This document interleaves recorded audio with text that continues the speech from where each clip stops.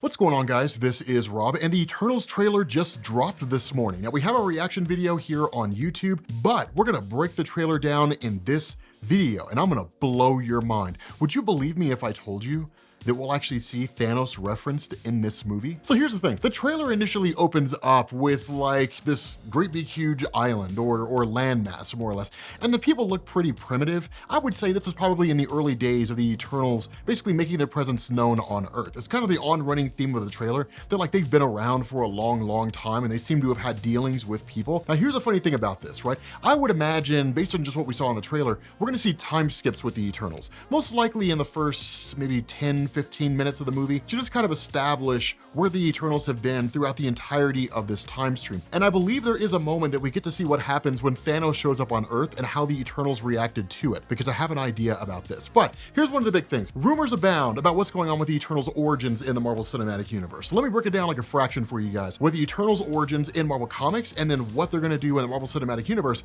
and how the two of them are gonna be different. So wind the clock back to 1976 with Eternals Volume 1, Issue number 1 by Jack Kirby. And the Eternals are given to us as a result of what's called celestial modification, meaning that in Marvel Comics you have these beings called the Celestials that just travel around the cosmos and they experiment on groups of people on different planets. They came to Earth about 30,000 years before the modern day, and they took a small portion of humanity called the Wanderers and they experimented on their genes. The idea was that 1/3 of this group had their genes modified in such a way so that they would have unchecked mutations. Basically, these mutations would run rampant, and we would have no real idea what form the mutations would take or how they would look. These became known as deviants, basically beings who are pretty violent and just love to tear stuff up. The second group had their genes modified so that at a future point in time, powers would develop. That's where you get mutants from in Marvel Comics. The third group had their genes modified so that they would basically have these incredible powers. They'd be able to tap into what's called cosmic energy. Those are the Eternals. The Eternals can basically do anything shy of like altering reality on a universal scale. So to make this easy,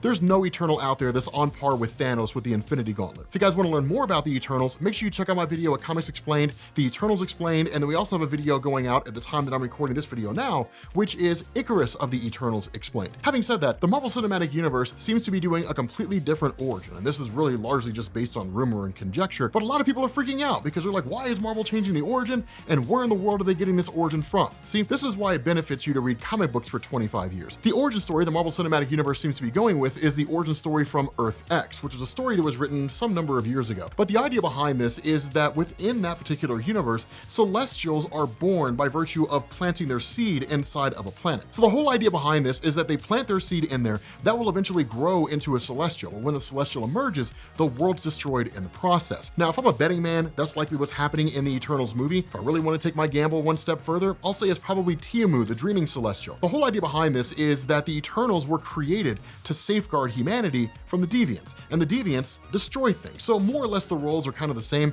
The origin of the Celestials are a little bit different, but the Eternals were more or less kind of like antibodies. Now, humans were given powers by the Celestials because in the off chance that the Eternals are basically destroyed, that humans would be able to safeguard their world, right? So humans and Eternals are more or less antibodies. That is the origin that I imagine they're going with, or supposedly going with the Marvel Cinematic Universe version of the team. But I wanted to get that out of the way before we get into the rest of this trailer breakdown because I felt like that was important. So we've also got a couple of moments here that I find to be really interesting. The first one is Angelina Jolie just kind of staring off at some point beyond the camera. And the second is this guy who's more or less putting together what initially looks like a staff, but looks like it's gonna be something more significant. I think that's gonna be the end movie explanation of like where the Eternals come from and all that kind of stuff, or it's going to be the explanation of what the Eternals really are. Because the Marvel Cinematic Universe is nothing if not consistent. And you can set your watch by a Marvel Cinematic Universe movie, I promise you can. But the whole idea behind this is they're probably gonna get the whole explanation of where the Eternals come from. And that's gonna be for us as comic book movie viewers who don't really know anything about the Eternals, getting the whole exposition.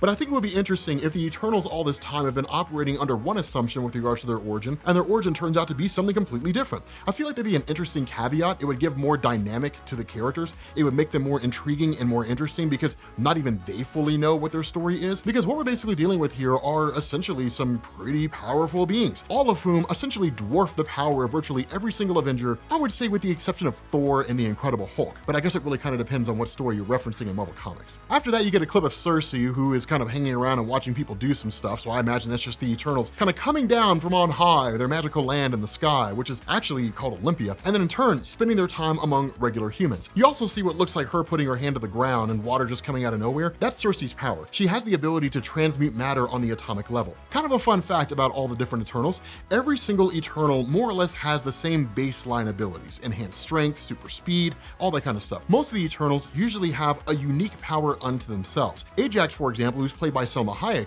has a healing factor that actually goes beyond the healing factors of any of the other Eternals. Cersei has the ability to transmute matter, and so that moment when you're seeing her put her hand on the ground and you're seeing water come out of nowhere, kind of irrigate the area, and then you see like plants and different things like that growing, that's probably on that island. So then we get this moment when she says we've helped them accomplish wonders, where you see this great big huge gigantic kingdom looking place. That's most likely the result of the Eternals. That's probably the end result of when they originally showed up on the island and you had essentially a very primitive tribe, and they more or less helped them to learn irrigation and to cultivate crops and to learn how to survive off the land and actually watch this empire grow into this great big huge giant kingdom that it currently exists in at that point in the trailer anyway, or whatever that point happens to be in the movie. So here's a really interesting thing that I noticed, right? We get this moment where she says, we never interfere. And my big question here is, why have they never interfered? Okay, well, you can do it a couple different ways, but most likely it was a decree from the Celestials. So wind the clock back in Marvel Comics again.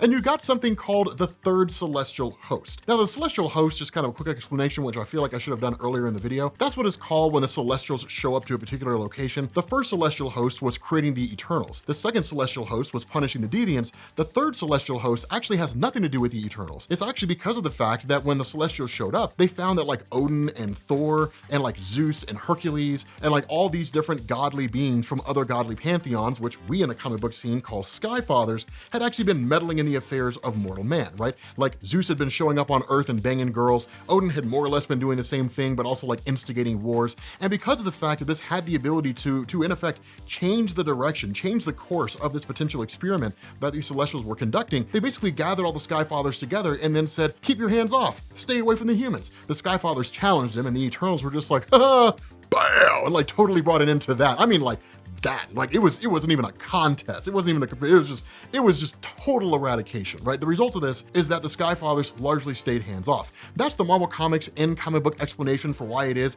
that like Odin and Zeus and all those guys had like all these stories where they hung around with people all the time and like they were invested in like mankind all the time, and then suddenly stopped, and that was basically it. That more or less seems to be the case here. I mean, I don't know if it definitively is. It could just be one of these things where the Eternals just never really saw a reason to act up until the events of Infinity War and Avengers Endgame. But whatever the reason happens to be, I'm leaning more towards the fact that it was initially a decree from the Celestials, which is don't involve yourself in the affairs of mortal men unless you have a very important reason to do so. And Thanos showing up with the Infinity Gauntlet, blinking out half the life in the universe, and humanity more or less being so inept that they allow him to, is a pretty good reason to get involved, especially if you're more or less a godly being. We also get this really cool moment where we get to see this little blonde-headed kid, right? Now this little blonde-headed kid, this is a character by the name of Sprite, and Sprite is a little Here's the thing about Sprite's character in Marvel Comics, right? So Sprite is more or less the Eternals version of Loki, is really all he is. I don't know if we're really gonna get a character like him from the comics in the Eternals film, because I feel like people would see that and they would be like, okay, so he's basically Loki. I've seen that before. Do something different and unique, Marvel.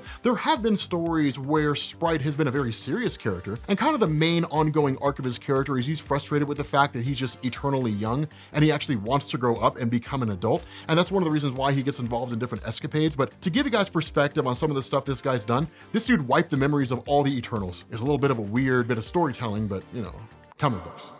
We also get this moment where you have three Eternals who are just kind of hovering in the air and like energies passing between the three of them. That's the Uni-Mind. The question is, how are they doing the Uni-Mind? Because in Marvel Comics, you need 7 Eternals to pull off the Uni-Mind. It may only be that you need 3 in the Marvel Cinematic Universe, or it could be that all we're seeing is the scene where like the first 3 come together, then the other 4 jump in later on. I have no real idea. But the Uni-Mind is a really cool concept. It is a source of power, and a person who basically possesses the Uni-Mind, like that energy source, that kind of energy gestalt, is stupidly powerful. But what's the point of the Uni-Mind? Okay, so the Uni-Mind is basically summoned by the Eternals when they kind of combine their energies into a singular being, and then in turn, major decisions are made. That's only really the time that you see the Uni-Mind come together. Usually it only really happens when they're determining a prime Eternal or a person who is leading the Eternals at the time. At one point, it was Thena, who was played by Angelina Jolie in the movie, and then she was challenged by Icarus, and then Icarus ultimately came out on top, right? So Icarus became the new prime Eternal. But that's usually how the Uni-Mind works. Either that, or it's like a major catastrophe that requires the Eternals to come together in the form of the Uni-Mind, which really begs the question, why didn't they do that when Thanos showed up on Earth with the Infinity Gauntlet? I don't really know, but I think we get our answer in the trailer.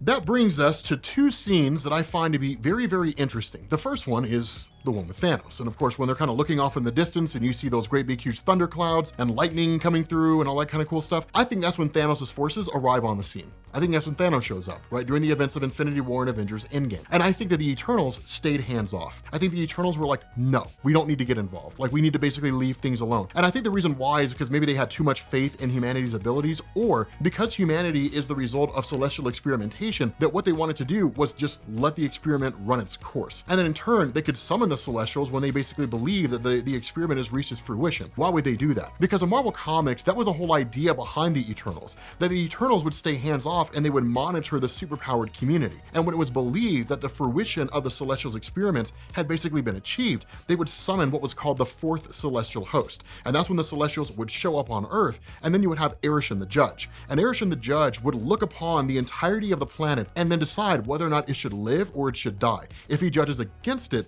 the entire planet gets cleansed. If he judges in favor of it, the planet gets to continue on. And so as a result of that, I imagine that's probably what the Celestials were doing, right? Just let the experiment run its course and come to a decision as to whether or not we should just kind of allow the whole of humanity to continue on. And the final scene that we get here, and not really the final one, I guess the final one that I want to talk about, which I really like, is the whole Dane Whitman Cersei situation. I love this idea that Dane Whitman is basically this guy who is in love with Cersei, right? They're kind of keeping that from the comics. That was a pretty important moment for both of the characters. But who's Dane Whitman? Well, Dane Whitman is a guy who wields something called the Ebony Blade. And the Ebony Blade is literally a cursed blade. So the way this works is that that individual who is in possession of the Ebony Blade goes by the name Black Knight. The person before Dane Whitman was Sir Percy of Scandia, also known as Sir Percival. But this guy was basically obsessed with battle. And that's what happens when you have the Ebony Blade. You become bloodlusted as time goes on. You crave destruction because that's what the sword wants. Now for Dane Whitman, it's a little more interesting, but we'll do a video on him over at Comics Explained called The Black Knight Dane Whitman Explained. That reminds me, Thanos. I almost forgot about that. So here's the funny thing about Thanos. Thanos is an Eternal. I'm sure you guys didn't know that, but Thanos is. He's an Eternal with the deviant gene. So in Marvel Comics, in the early days of the Eternals following their first civil war, that those individuals who were defeated were actually cast off of Earth and into space. This basically led to them just kind of floating around for a little while and then ultimately settling on Saturn's moon Titan. Following that, it was this really weird story arc with something called the Dragon of the Moon, which incited them all into civil war again. But regardless of how it happened, that group that was cast out of Earth ended up in a civil war on Saturn's moon Titan, and pretty much all of them were eradicated except for one woman by the name of Suisan. Ultimately, another group of Eternals defected from Earth and then took up residence on Saturn's moon Titan. One of those guys was a man by the name of Alars. Alars and Suisan got together, touched naughty bits, and they had a couple kids. One of them was called Eros. The second one was called Thanos. And as you guys know, Thanos goes on to become a villain. So with that being said, guys, we're gonna bring our breakdown to an end. I hope you guys enjoyed it. Make sure you guys subscribe and we will catch you all later. Peace.